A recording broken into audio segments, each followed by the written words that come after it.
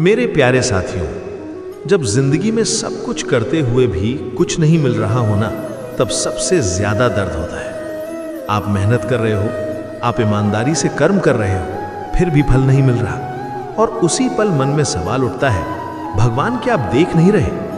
दोस्त, यहीं से शुरू होती है श्री कृष्ण की सबसे गहरी शिक्षा।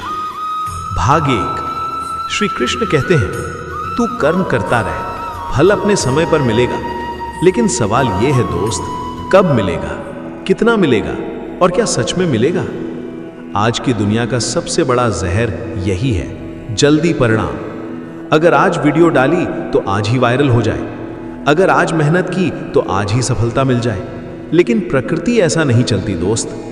भाग 2, गीता का रहस्य। श्री कृष्ण ने अर्जुन से कहा था, कर्मण्येवाधिकारस्ते मा फलेषु कदाचन।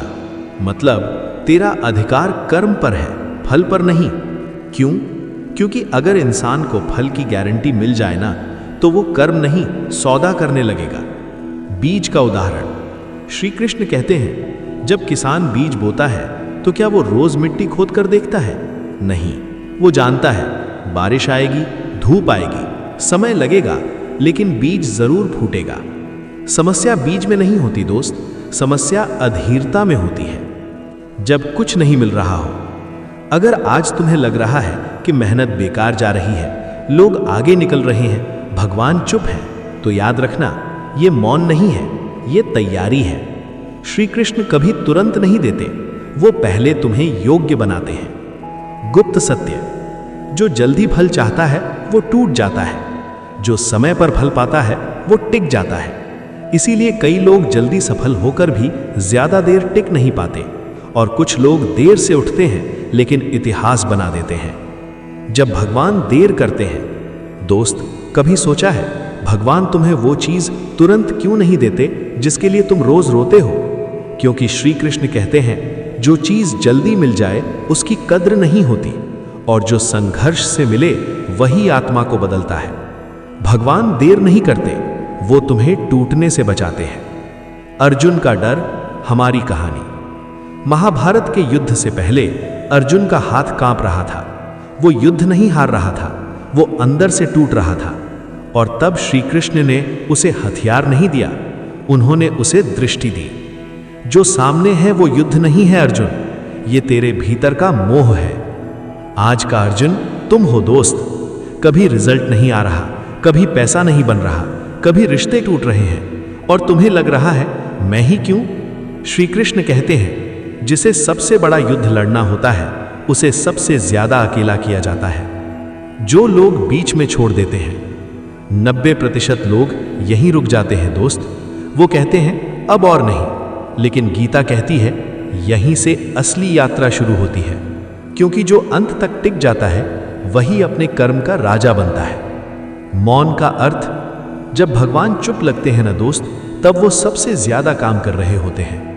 बीज के अंदर शोर नहीं होता, लेकिन वहीं जीवन बनता है। तुम्हारे जीवन में जो खामोशी है वो खालीपन नहीं, वो निर्माण है। दोस्त, स्टार। कहानी अभी और भी ऊपर जाने वाली है। अब अगला हिस्सा होगा, फल कब मिलता है और किसे? कर्म करने वालों को क्या संकेत मिलते हैं? फल कब मिलता है? श्री कृष्ण कहते हैं, फल 3 समय में मिलता है दोस्त। पहला, तुरंत, जब कर्म छोटा होता है। दूसरा, थोड़े समय बाद, जब कर्म बड़ा होता है। तीसरा, सब्र के बाद, जब कर्म जीवन बदलने वाला होता है। अगर तुम्हारा फल देर से आ रहा है तो समझ लेना तुम्हारा कर्म साधारण नहीं है। संकेत जो भगवान देते हैं। जब भगवान देने वाले होते हैं ना दोस्त, तो वो पहले संकेत देते हैं। लोग तुम्हें छोड़ने लगते हैं, रास्ते अकेले हो जाते हैं, दिल भारी रहने लगता है, नींद टूटने लगती है। क्यों? क्योंकि बड़ा फल हल्के कंधों पर नहीं रखा जाता। परीक्षा का रहस्य। श्री कृष्ण कभी भी इनाम से पहले परीक्षा छोड़ते नहीं। अगर तुम बिना बदले फल पा जाओ तो वही फल तुम्हें तोड़ देगा। इसीलिए पहले चरित्र बनता है, फिर स्थिति बदलती है। कर्मयोगी की पहचान। कर्मयोगी वो नहीं जो रोता नहीं, कर्मयोगी वो है जो रोते हुए भी कर्म करता रहता है। जिस दिन तुम्हें थकान के बावजूद काम करने की आदत लग जाए, समझ लेना श्री कृष्ण तुम्हें अपने रास्ते पर ले आए हैं। जो रुक गया वो हार गया। याद रखना दोस्त, भगवान भी उसी का साथ देते हैं जो खुद का साथ नहीं छोड़ता। रुकना पाप नहीं है, लेकिन हार मान लेना आत्मा से गद्दारी है। अब अगला हिस्सा, फल मिलने के ठीक पहले क्या होता है, वो पल जब जिंदगी अचानक पलटती है। श्री कृष्ण का अंतिम संदेश।